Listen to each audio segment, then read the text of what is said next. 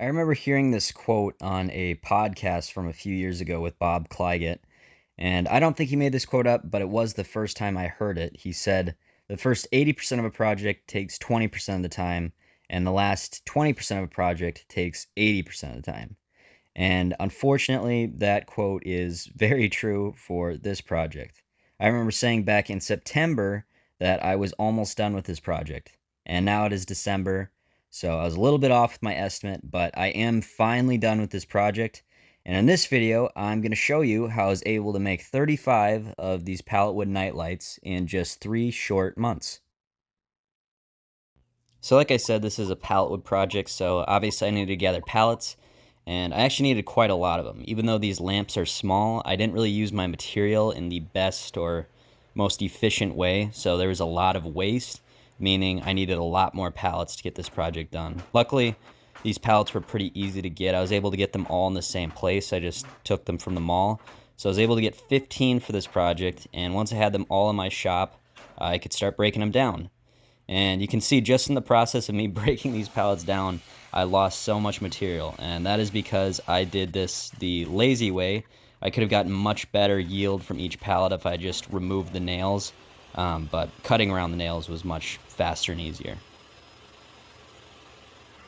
Now I have this big pile of usable material, and I planed it all down off camera so it's flat.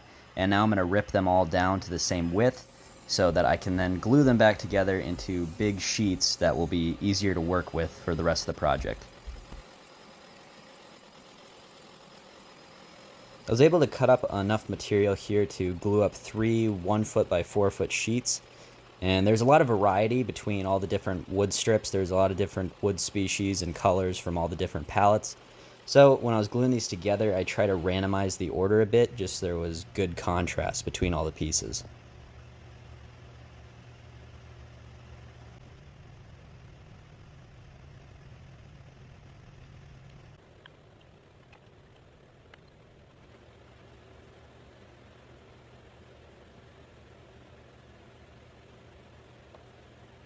Finally, once I have all the hundreds of pieces glued up, I am going to cut them up again into 5-inch wide blanks that I can manage more easily for the next step at the drill press. So these blanks are going to make the base and top of each lamp, and the base and top are both round pieces, and the base is made up of 2 sections. So I'm using a series of different hole saws and Forstner bits of different sizes so that I can cut out 3 different sizes of these wood discs. And I don't really know if what I'm saying right now makes sense, but I will explain it a little bit better later on. But for right now, just know that I'm cutting out a bunch of different sized discs. And then, once all the discs are cut, I need to cut them free from the blanks at the table saw. And I could have skipped this step entirely if I had drilled all the way through the blanks, but if you've ever drilled a hole with a hole saw bit, you know that the hole cutout always gets stuck inside the saw, and it takes a while to get that piece out. And that time would have really added up, especially over the course of cutting over 100 of these discs. So it was just faster to cut them all free after the fact. So now you can see the 3 different types of discs I cut. The middle row is for the caps of the lights, and the top and bottom rows are the 2 sections that make up the base of the lights. And I'm going to start by working on the base of the lights, and the first thing I'm going to do is carve out a cove using this table saw jig I made.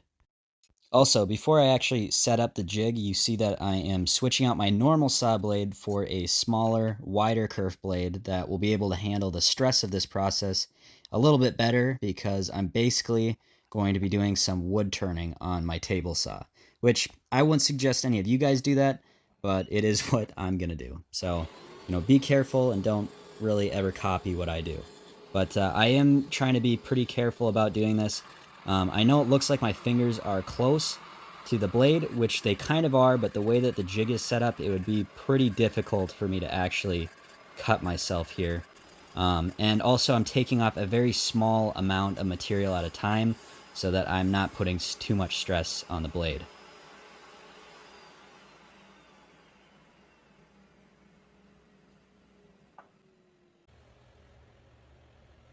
Okay, so I said this earlier, but the base of the light is 2 sections, and now I'm finally gluing the 2 sections together. I am using wood glue for strength, And then I am using CA glue for a couple of reasons. First off, I can keep working on the project and not have to wait for the glue to dry. And also, because I have to glue up so many of these, I wouldn't have enough clamps to do this without CA glue. And since I use CA glue, I can just jump right into the next step, which is going to be to taper the base. And I'm going to use my bandsaw to taper the base at about 10 degrees. And the bandsaw did leave a little bit of a rough edge, so I did clean it up on the disc sander. I didn't end up showing that, but you get the idea.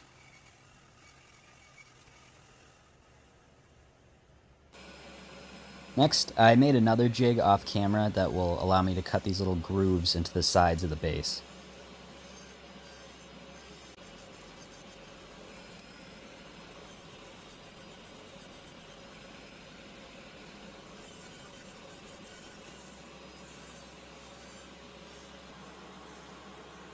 At this point, I was almost done with all the bases, but I decided I didn't really like the way that the cove looked. It wasn't very noticeable. It looked more like a chamfer than a cove.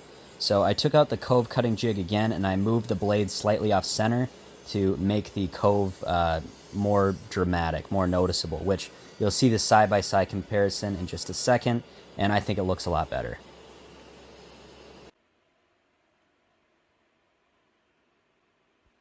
All right, so the last step of making these lamp bases, and a step that I kind of regret now. I don't know if I like it so much now that I'm watching the video here, but my thought process at the time was there's going to be a lot of these black colored inlays throughout all the pieces of the lamp, so I should add some sort of black inlay in the base of the lamp as well. So I decided to fill in these grooves that I cut in the lamp base with some black hot glue.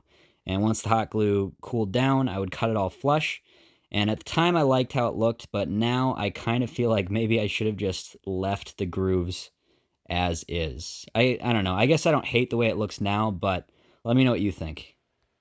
Also, I know epoxy would be the usual choice for doing an inlay like this, and hot glue is kind of weird, but uh, resin is a lot more expensive and it's a lot easier to screw up, especially for someone like me. So, hot glue is pretty hard to screw up. Even if I mess something up, I can just re-melt it and try again.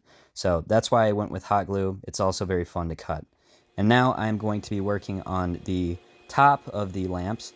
And the first thing I'm going to do here, like the base, is cut a cove along the edge. This time, it's going to be a much smaller cove, so I can just use my router.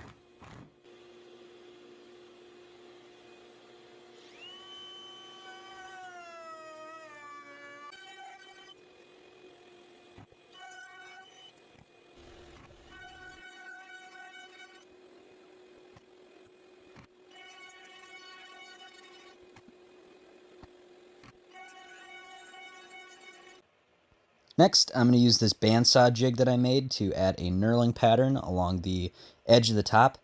And originally there was a purpose for this knurling. The top was going to be removable, so the knurling would add some grip so you could easily take the top on and off. But I changed and added so much from the original prototype design that it didn't really make sense for the top to be removable anymore. So basically what I'm saying is the knurling is now just there to look cool, which I think does a pretty good job of.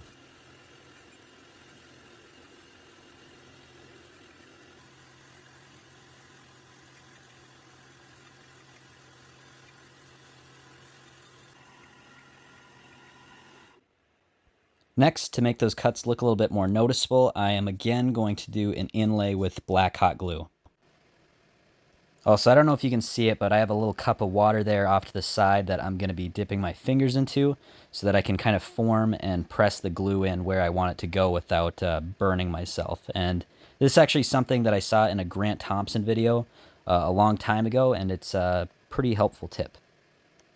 Next, I'm going to sand off, or really melt off, any excess hot glue here at the spindle sander and get everything flush. And then, once I have everything flush, I am then going to use a hole saw bit to cut a recess for the nightlight tube to fit into later. And then at my drill press, I made a jig that locks the caps into place using that recess that I cut in the last step. And now I can drill perfectly centered holes repeatedly into all the tops. And the purpose of drilling those holes is to let light in through the tops to light up the buttons that I'm going to make next. But before I can make the buttons, I need to make a custom drill bit that can carve out the button shape, which I just did, and here's the final bit. And now I'm going to carve out the button shape out of some clear acrylic that I have here. And again, I'm using clear acrylic to make the buttons so that the light can pass through them.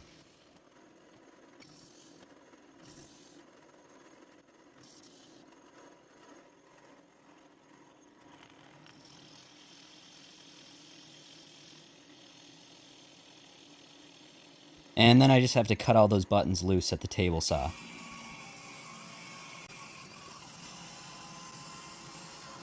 So the buttons that I just carved will fit over the holes that I drilled in each of the caps, and they will be secured in place with, you guessed it, more hot glue.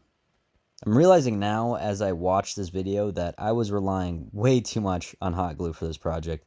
And I'm going to be giving most of these lights away to my friends and my Patreon supporters. So if you end up with one of these lights, try to keep it below 150 degrees. Otherwise, the whole thing might disintegrate. I wanted to stamp in my initials to each of the caps. So first I am drilling out a little recess, and then I am going to fill that recess with more hot glue. And I have to wait a very specific amount of time after I fill this with hot glue. The stamp that I made is 3D printed, so if I press it in right away, the hot glue is going to melt and ruin the 3D printed stamp. So I have to wait a perfect amount of time so that the glue is cold enough so that it doesn't ruin my stamp, but still hot enough so that it takes in the detail of the stamp, which is about 1 minute and 45 seconds. And then I wait another 1 minute and 45 seconds before I peel it off, and it's fully hardened. And I have a stopwatch off to the side here so that I can actually time myself when I'm doing this. And then I'm filling in the rest of the stamp with white CA glue, Starbond CA glue.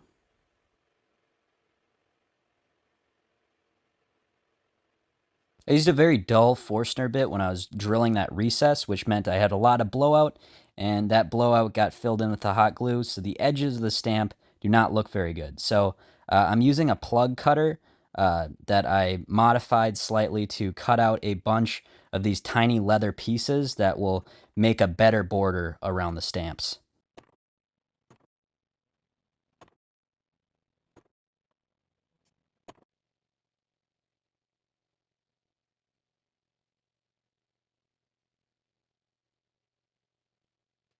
So the last part I need to make is the light tube spiral thingy. So I bought a bunch of tubes on Amazon that were clear and not the right size. So first I need to cut them down to the right size, and then I have to make them unclear by sanding them. And the reason they can't be clear is that a clear tube is not going to diffuse or spread the light out very well, which I'll show you here in just a second.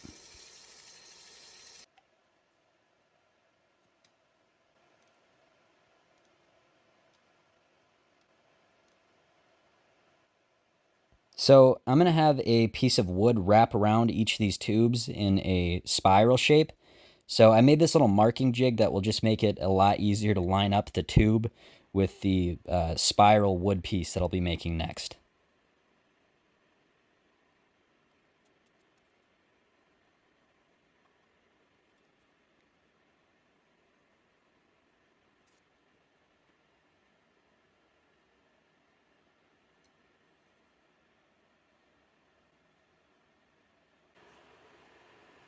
I still have one of those big sheets of pallet wood I glued up in the beginning, so I'm going to use that to make the strips of wood that I need to make the spirals. But first, there's no flat edge on this sheet, so I nailed down a temporary straight edge that I will use to cut a permanent straight edge, and then from there I can cut out all my strips that I need for the spirals.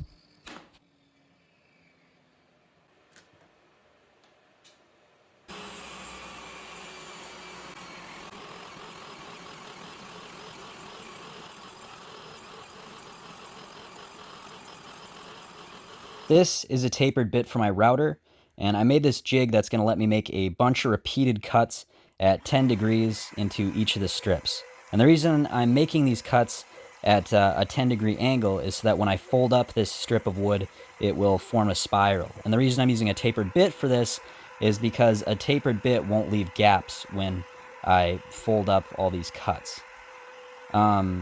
As you can tell, I'm not very good at explaining things, but you'll see what I mean in just a second when I actually fold this up. You probably noticed that the grain direction of these strips is a little bit weird. It's the opposite of what you'd usually expect. And I did that for a couple of reasons. First off, I get a lot more variation in different types of wood in each strip. And also, it makes the bending of the strip a lot easier if the grain direction is the same direction as the bend or the cuts. So I'm just going to loosen up these strips with a little bit of water, and then I can just fold it up into a spiral.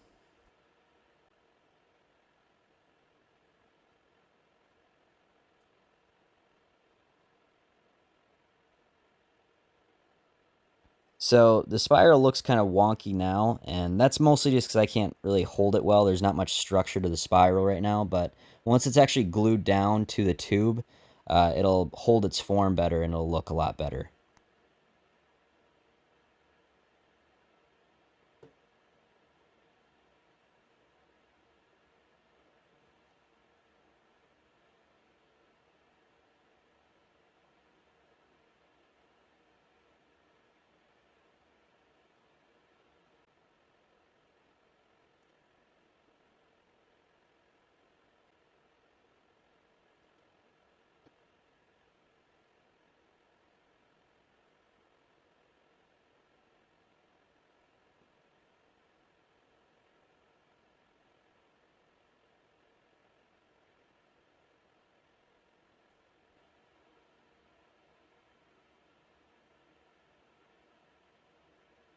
The top and the bottom of the spiral need to be flat so they sit flush with the base and the cap of the light.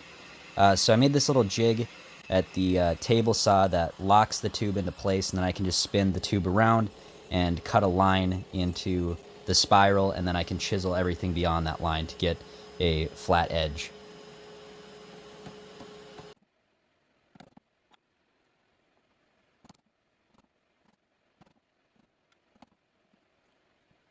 Next, I'm going to clean up the spirals a little bit and chisel off all the hot glue. And this is very time consuming, but also, again, very fun. It's very satisfying to hot glue just cuts so easily. And while I'm removing hot glue, I am also adding even more to fill in any gaps or cracks or knots or any imperfections that I see. And again, using a little cup of water off to the side to press and form the glue as I go. And I also decided to round off the ends of each spiral with my Dremel.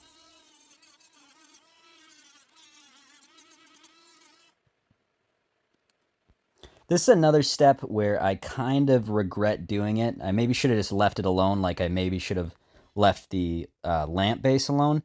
But at this point, I was a bit trigger happy with the hot glue gun. So I added this strip of black hot glue along the top of each spiral. And I do actually like it in terms of looks. I think it turned out better with the little black inlay on top there, but it was just so difficult to clean up. And I went through a bunch of these little detail sanding discs. But here's a cool little tip for you if you don't know this. Buying the little detail sanding pads is kind of costly, so I will just use normal sanding pads and then cut them to size. So I used a lot of these, but I didn't have to pay for a lot of those little detail sanding pads, which is nice.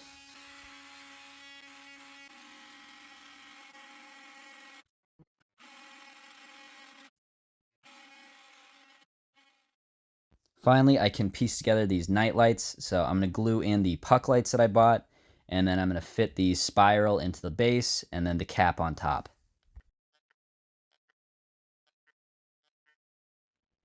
As for finish, I started with a couple of coats of shellac. I didn't end up liking how glossy that was, so I ended up switching it out for a bit of a duller finish for the final coat. I always think I'll like a glossy finish, but unless you're like actually like a really really good woodworker, those glossy finishes always end up just like making the mistakes more noticeable. I think so. I ended up switching to a satin lacquer, which I think looks a lot better.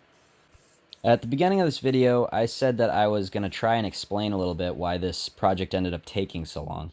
And I think the most obvious answer is just that I was making several of these lights, so it was going to take longer than my usual one-off projects.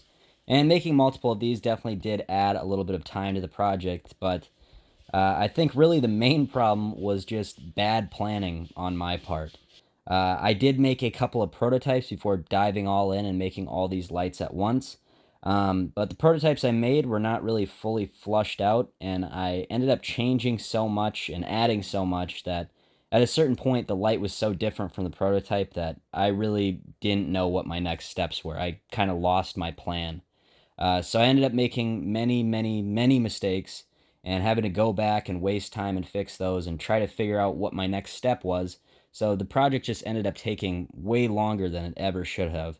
I was actually originally making 40 of these lamps, but five of them were just lost to experiments gone wrong as I was trying to figure out what my next steps were.